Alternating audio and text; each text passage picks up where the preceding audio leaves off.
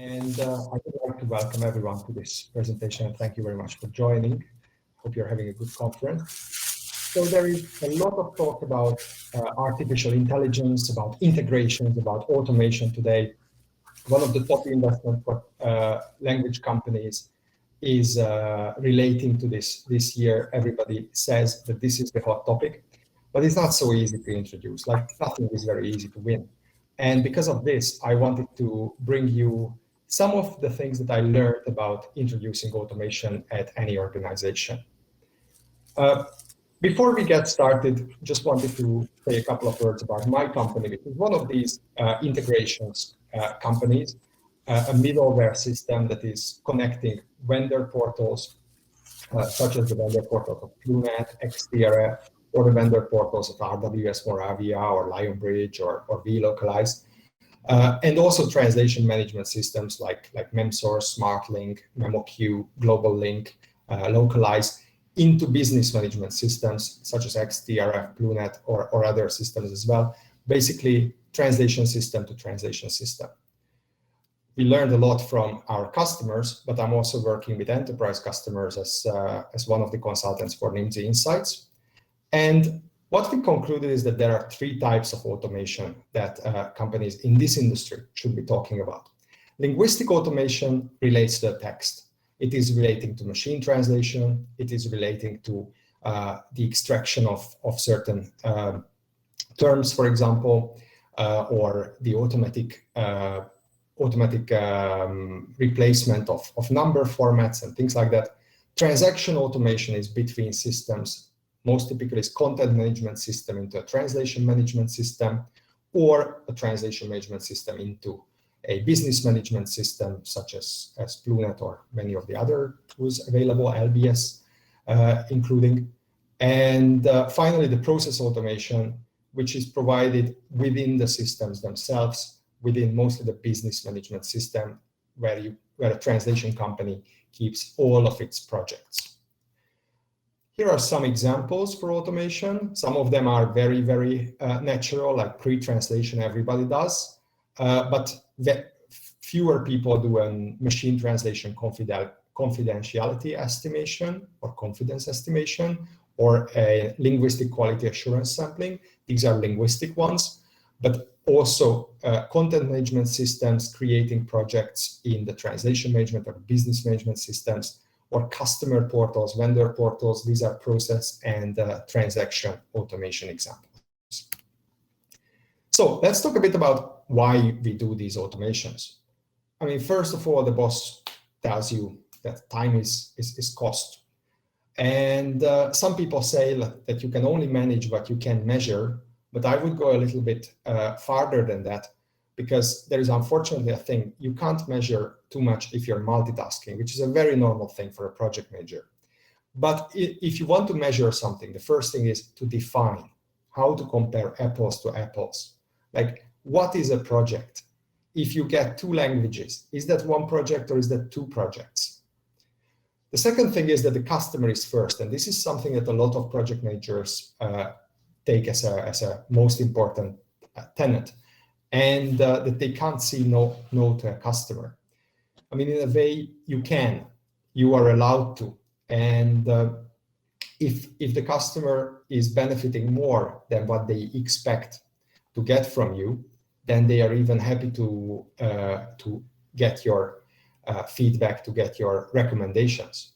The other thing that I also hear a lot of times is that customers don't listen and they cannot be educated. Maybe you are not speaking then the right terms to them. Customers are not stupid. I can say that I've seen as many translation companies mess up a project as customers. And this is something that the more we look into it, it is more a matter of a communication problem. The budget needs to be always kept and according to allocation. This is something that leads a lot of companies into a wrong direction, because there is general operations, which is not customer specific, which is not budget specific. It's like, for example, toilet paper. You need to buy toilet paper and you cannot really budget it to any of the customers directly.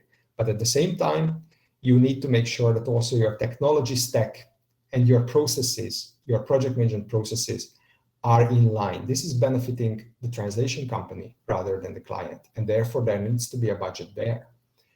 And the last bit is that automation is very trendy these days. Everybody wants to automate everything, and a lot of developers achieve very little because developers are not process experts. Developers are software experts. And if you just throw an internal team of developers at your problems, they will not really understand because they are looking into handling all the exceptions.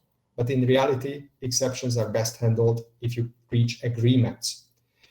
And people also often don't know what makes them efficient. This is something that people about other people might know better, because you don't only have to understand what you are doing, because sometimes you do that in a subconscious way, but you also need to understand how other people's work relates to your work, and you need to learn from that. So I'm not telling anything new that communication is key, but I'm telling maybe something new, that artificial intelligence won't solve your project management challenges if you want to automate project management, if you're just starting out.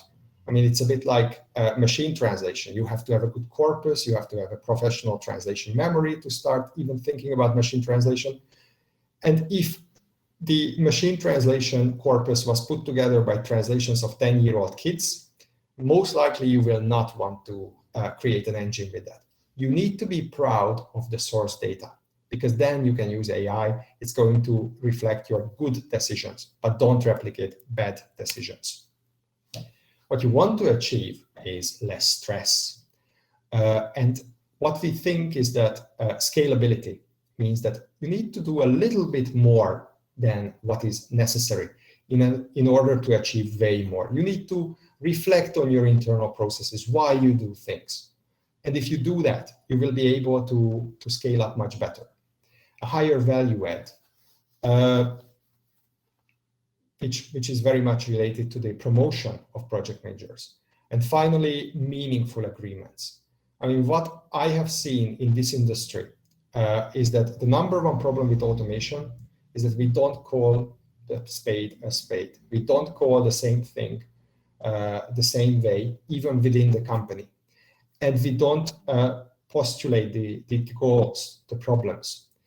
So what you want to achieve is actually making yourself unnecessary, no matter if you are the company owner, if you are a project manager. This may sound really bad, but it's the reality, because if you can make yourself unnecessary in one place, you will be very much required in other places.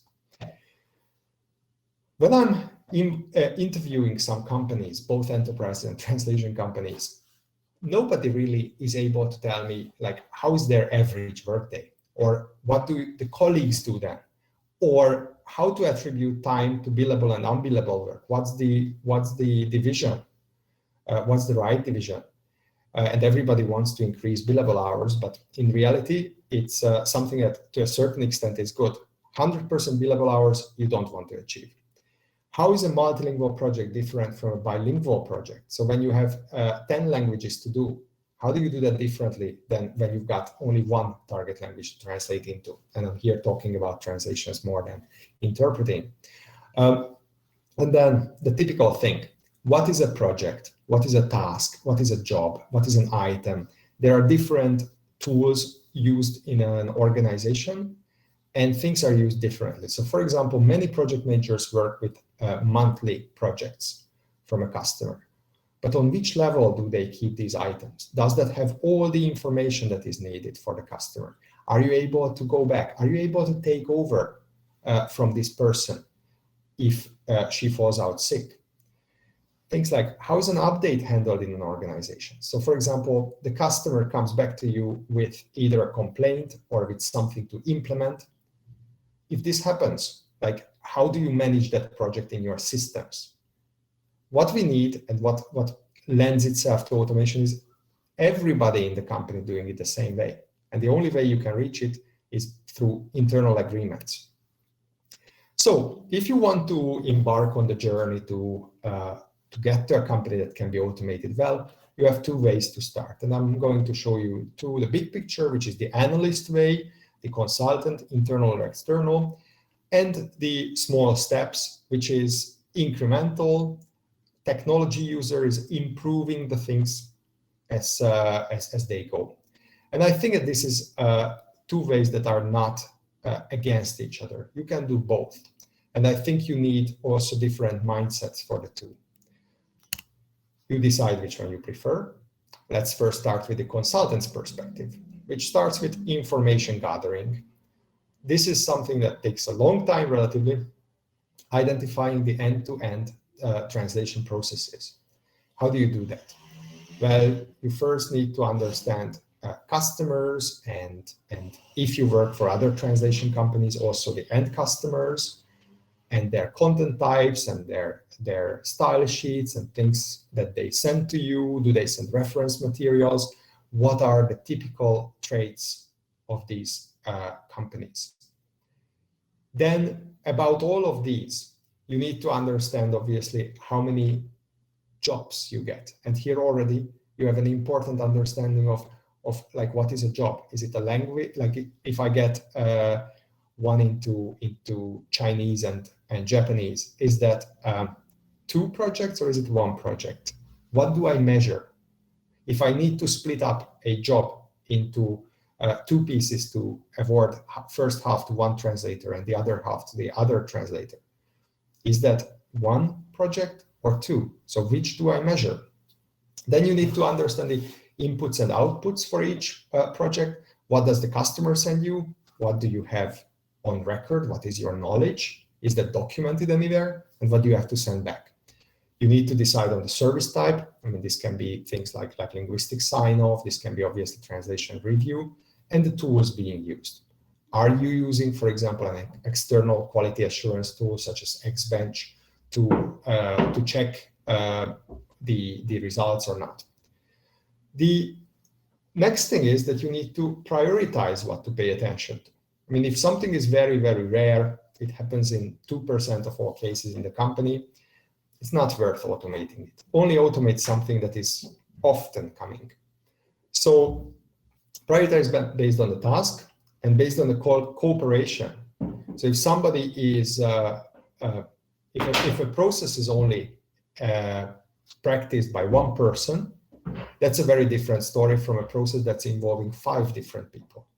Because when it's 5 different people, you need to come to agreements. And it's very, very important, because otherwise you are losing a lot of productivity. Then include as much as you can that relates to a single process. So first you take the little building blocks, you create the little building blocks, and you put together the processes. Maybe your quality assurance is the same, no matter what kind of translation people are asking for. Maybe the way you register your projects or you create the quotes can be put into a unified format. And then finally, collect every variation. And don't just only collect the variations. Do one more thing.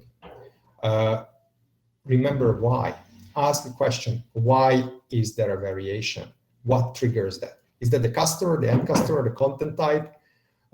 Is there something else? And make sure that if this, then that.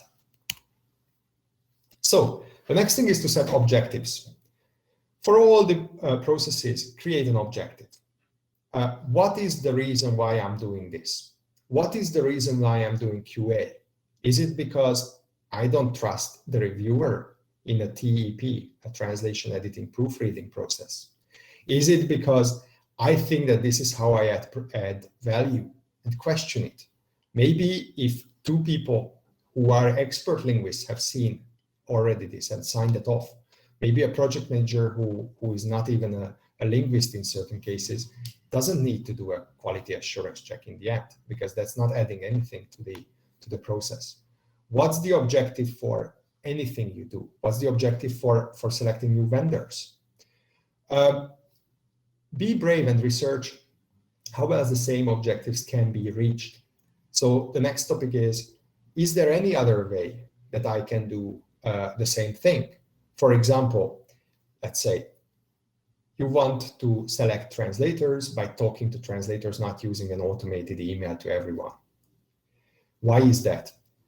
because translators get irritated by receiving an email every time there is a project offered to them, because you are offering that to 5 translators at a time, and 4 of them is not going to get it. 1 is going to get it. Of course, they are going to be irritated. What can you do? First, set up an automation that first sends it to 1 translator, then to another, then to the 3rd one, because otherwise you would do that manually as well. Maybe that is a way to solve it, rather than writing, "How are you? Would you be able to take this job?" letters. And instead of that, what you can do is you can pick up the phone with this person every month and have half an hour conversation about how they feel, what is the way you could improve your collaboration, and things like that. Also, create a list of steps. How is the process set up? So what's the objective, and what are the different steps, and what's the objective of each step? Why are you doing a step? What's very important is that organizational silos are unimportant for any process. So existing processes create organizational departments and things like that. But on the other hand, it's not the organizational silos that create the process. The process is above the organization. It's more important because that's what you do for your business goals. Then discuss the objectives of each step involving the colleagues. Again, this is to destroy the organizational silos that have been created by processes that may have become obsolete in the meantime. And then finally, once everybody is more or less agreed on the objectives of each step, then decorate the steps with essential information, like what's the input and output, who does what in this step, when is the step successfully performed, how can I check if a person has done this step or didn't do this step. These are things that are very, very important, but only after the objectives have been agreed. So what you need to do is finally sign it off. So you design the ideal process, but you need to get people to implement it. And that's very important because otherwise the process won't work. This is not where your job ends. You need to talk to every stakeholder to agree on the full process description. They will see the entire thing. Make sure that you help find a place for those in the organization whose job is going to be deprecated. I mean, you may find that some person is going to kind of lose their job, but that doesn't mean that they lose their position. That means that they can learn new things and present it always as a way to improve things, as a way to allowing them to learn more things and do more things, more varied things.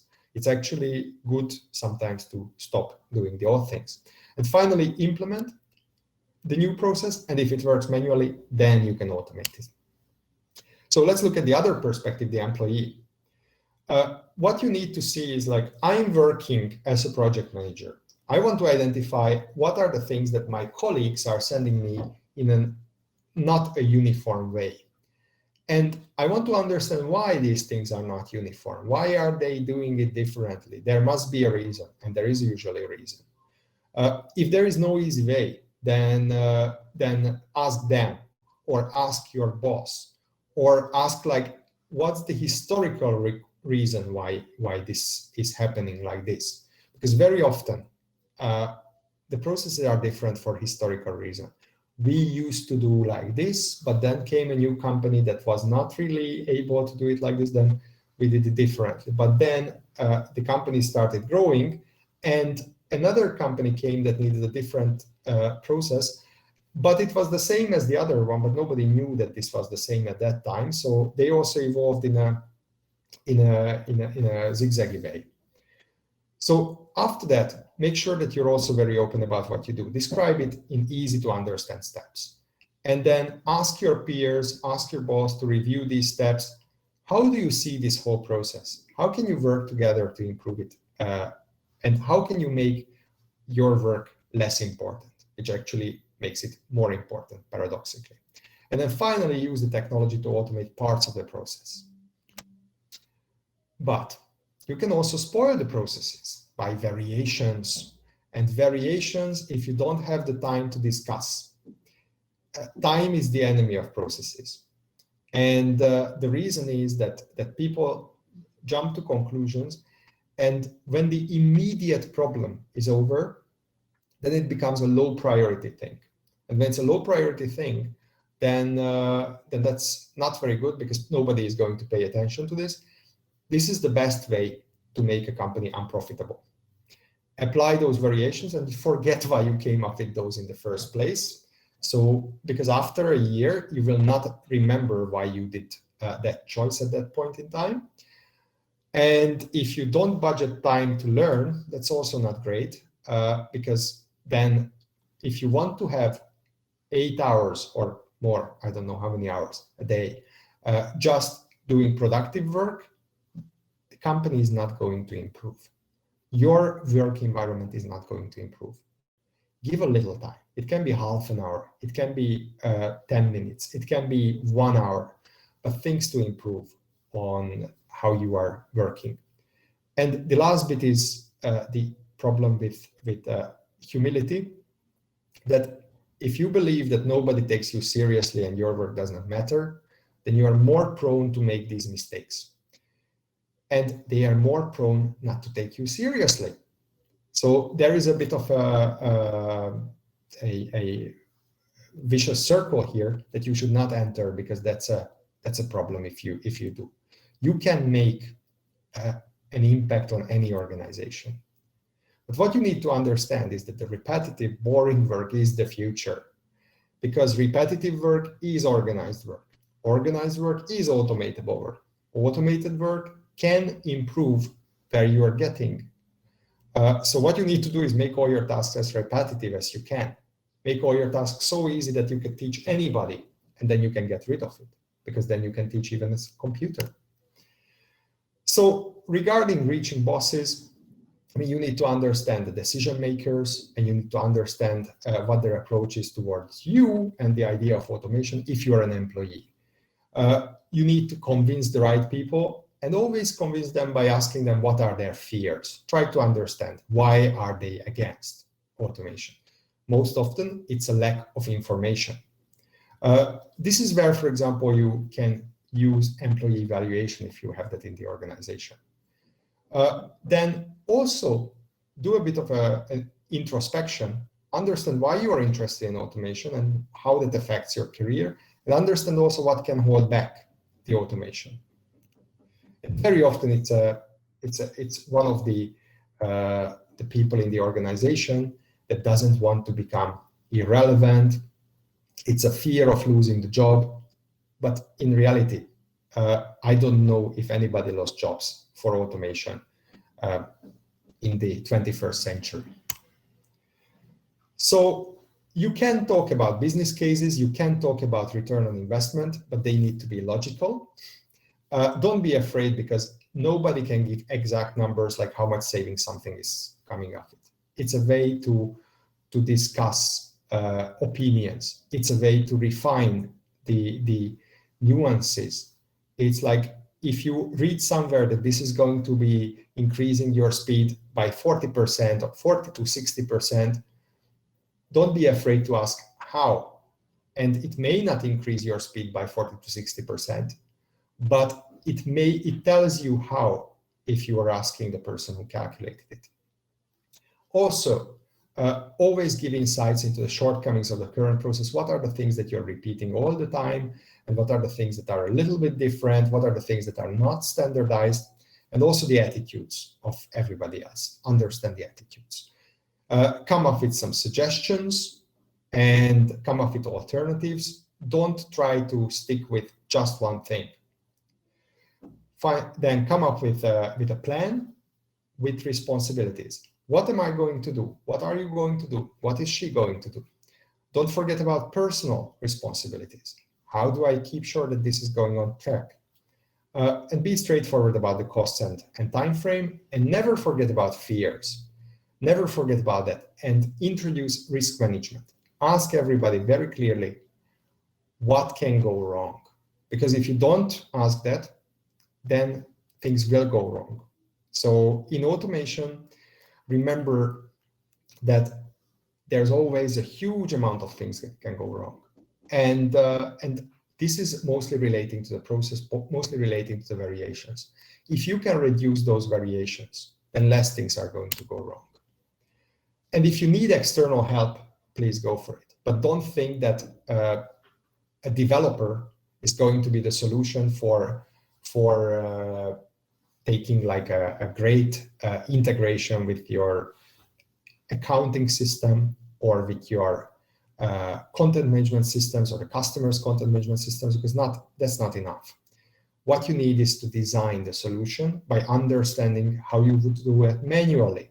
And this is the thing that the developer doesn't know. If you need help here, you don't hire developers, you hire a technology consultant, you hire a solution architect. Those are the ones that can help you with this. And the most important thing in process automation, and I was talking mostly about process rather than linguistic automation, because that's more in the market and there are people who are better suited to talk about those, is the process engineering. You don't need to be a developer. You don't need to know all the technology. You need to understand what you are doing and be able to bring it down to steps. And one thing that is really useful when you want to work with externals is tell them how much this is going to be worth for you.